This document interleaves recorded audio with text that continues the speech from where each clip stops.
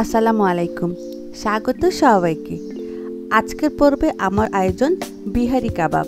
আপনাদের সাথে already Turkish কাবাবের একটি রেসিপি শেয়ার করেছি, আর আজকে শেয়ার করব চিকেন শিক কাবাব বা চিকেন বিহারি কাবাব। আসছে রমজানে বা ঈদে পোলাওয়ের সাথে সাইড ডিশ হিসেবে কিন্তু এই কাবাবটা রাখতে পারেন। চলুন তাহলে দেখে নিই এই রেসিপিতে কি লাগছে।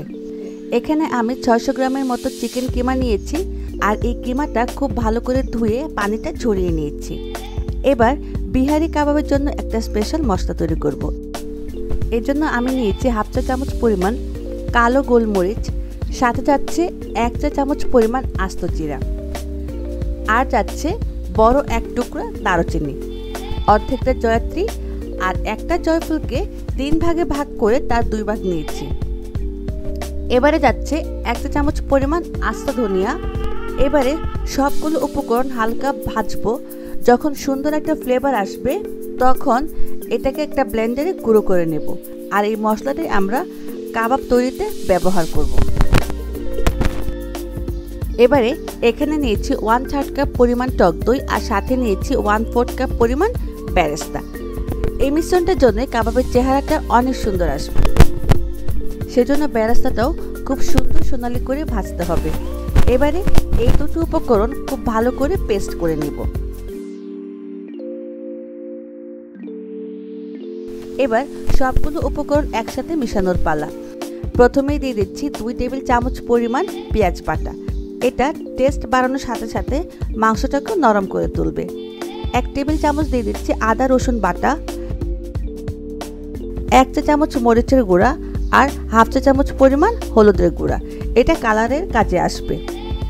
যাচ্ছে স্বাদ মতো লবণ, আর সেই যে মশলা বানিয়েছিলাম সেটা যাচ্ছে 1.5 টেবিল চামচ পরিমাণ, আর যাচ্ছে বেরেস্তা আর টক দইয়ের সেই মিশ্রণটা। এখানে আমি টক দইটা ব্যবহার করেছি, তবে চাইলে কিন্তু আপনারা মিষ্টি দইটাও ব্যবহার করতে পারেন। আর সব শেষে যাচ্ছে 1 চা চামচ পরিমাণ চিনি। আমি যেহেতু টক দই ব্যবহার করেছি তাই চিনি দিচ্ছি। মিষ্টি দই ব্যবহার করলে এই চিনিটা দেওয়ার কোনো দরকার নেই। এবারে সবগুলো উপকরণ খুব ভালো করে মিশিয়ে নিতে হবে। সবগুলো উপকরণ খুব ভালোভাবে মিশিয়ে নেওয়ার পরে ঢেকে রেখে দিতে হবে মিনিমাম 1 ঘন্টার জন্য।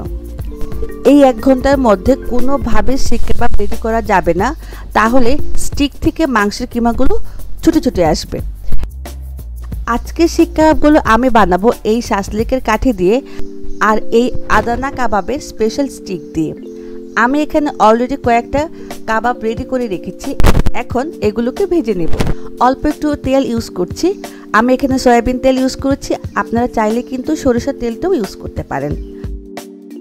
কাবাবগুলো দেওয়ার পরে একটা ব্রাশ দিয়ে কাবাবের উপরে নিচে যে তেলটা আছে সেটা দিয়ে ব্রাশ করতে হবে। এতে করে উপরের অংশটা ড্রাই হয়ে যাবে না, আর ভিতরটাও জুসি থাকবে।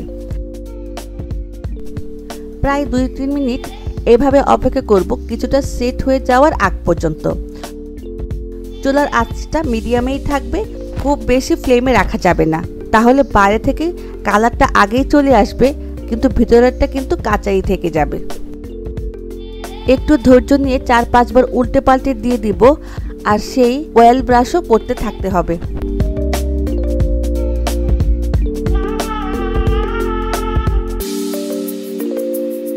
এবার এক এক করে সবগুলো কাবাব আমি প্যান থেকে তুলে নিচ্ছি। দেখলেন তো চুলাতেই কত সহজে তৈরি হয়ে গেল চিকেন বিহারি কাবাব বা শিক কাবাব। বাসায় কিন্তু অবশ্যই ট্রাই করবেন। আসছে রমজানে কিন্তু ট্রাই করতে একদম ভুলবেন না।